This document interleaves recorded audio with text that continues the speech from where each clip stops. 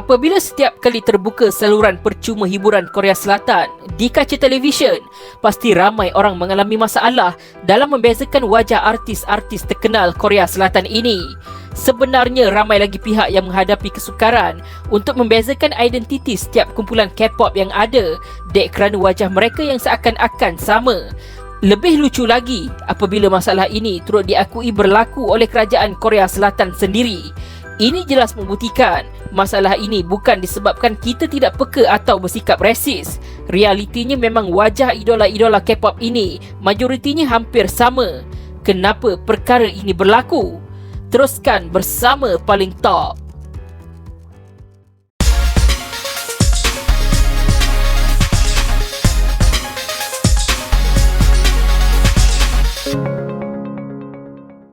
Pada bulan Februari 2019, Menteri di dalam Kementerian Kesaksamaan Jantina dan Kekeluargaan Korea Selatan MOGAF iaitu Jin Sun-mi mencetuskan kontroversi selepas Kementerian Kendalian beliau cuba memperkenalkan beberapa garis panduan baru bagi mengekang masalah wajah serupa di kalangan artis negara itu.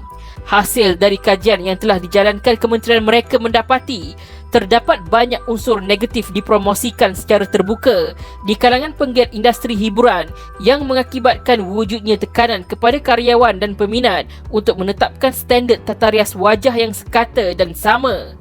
Isu ini mendorong MOGAF memperkenalkan garis panduan agar jumlah artis atau selebriti berstatus idol dalam industri hiburan dihadkan kemunculan mereka dalam satu-satu tayangan rancangan agar dapat dikurangkan pengaruh stereotip wajah yang dipopularkan artis idol di sana.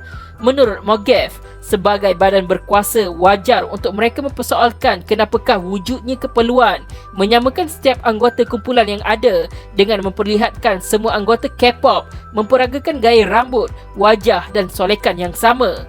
MOGAF turut mempertikaikan keperluan anggota K-pop tampil dengan tubuh sangat langsing, tidak kira lelaki maupun wanita, yang sebenarnya tidak realistik.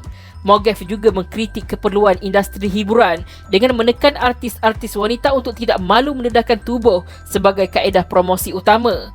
Malangnya, niat baik Jin Sun-mi ini mendapat kritikan keras dari beberapa pihak.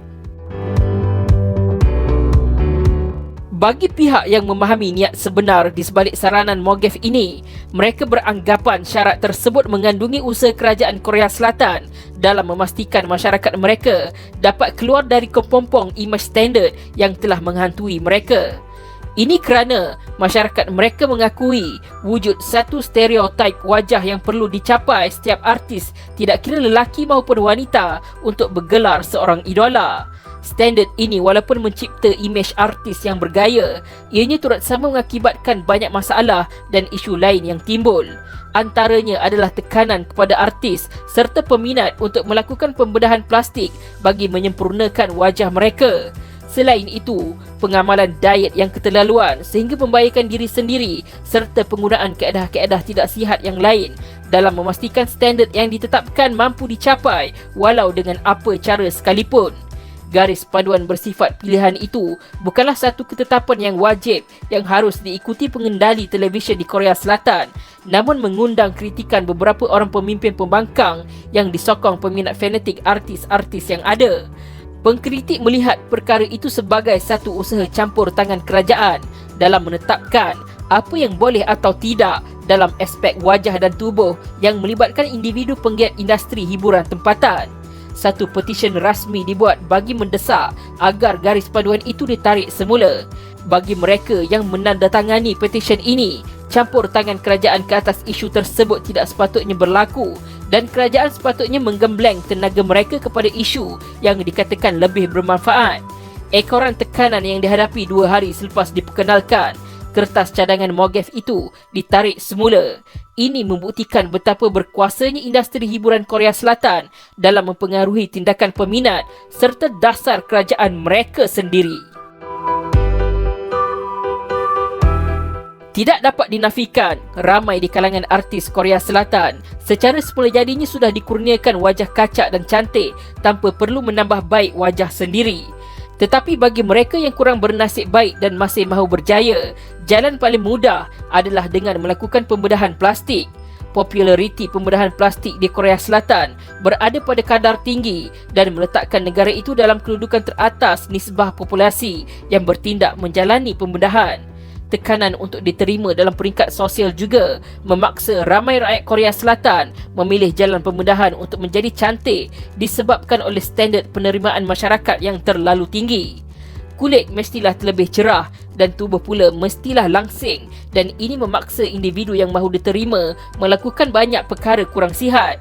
Contohnya, vokalis kumpulan Twice iaitu Momo pernah menceritakan bagaimana dia diarahkan untuk mengurangkan berat badan sebanyak 7 kg sebelum kemunculan pertama kumpulan beliau yang sudah dijadualkan. Bagi mencapai sasaran tersebut, Momo memilih jalan sukar iaitu hanya menjamah ais dalam tempoh seminggu walaupun ketika itu masih tetap menjalani latihan pada setiap hari. Perkara sebegitu merupakan kisah biasa yang didengari dalam industri hiburan di sana. Momo gagal mencapai sasaran menurunkan 7 kg dalam seminggu, namun dia dibenarkan untuk meneruskan diet tambahan selama 3 hari. Dengan itu, barulah penurunan berat badan yang diarahkan tercapai. Masalah standard kecantikan merupakan antara isu yang cuba diambil berat oleh pihak kerajaan Korea Selatan. Malangnya, industri hiburan dan penyokongnya telah bersuara dan mereka tidak mahu melihat perubahan yang sepatutnya wajar dapat diperkenalkan. Sememangnya kebanyakan wajah artis K-pop baik dalam filem, drama dan muzik layak dikatakan mirip kerana mereka mempunyai standard kecantikan yang serupa. Bukan kita sahaja tidak mampu membezakan mereka semua, malah menteri dan kerajaan mereka sendiri pun mempunyai kesukaran yang sama. Tidak perlu malu atau segan sekiranya anda tidak dapat membezakan yang mana satu kumpulan artis BTS dengan EXO, Seventeen dengan 2PM, terkeliru di antara Blackpink dengan Twice atau Red Velvet dengan Everglow. Mereka sememangnya diketengahkan untuk memiliki wajah dan tubuh serupa dan juga membawa perwatakan dan identiti yang telah ditetapkan pengendali mereka melalui standard yang telah dibuat serta perlu diikuti setiap anggota untuk berjaya. Jika anda tidak mampu kenal perbezaan wajah anggota kumpulan K-pop, anda bukanlah seorang resis atau tidak peka. Ingatkan kepada diri anda, masyarakat mereka pun tidak mampu membezakan artis mereka sendiri.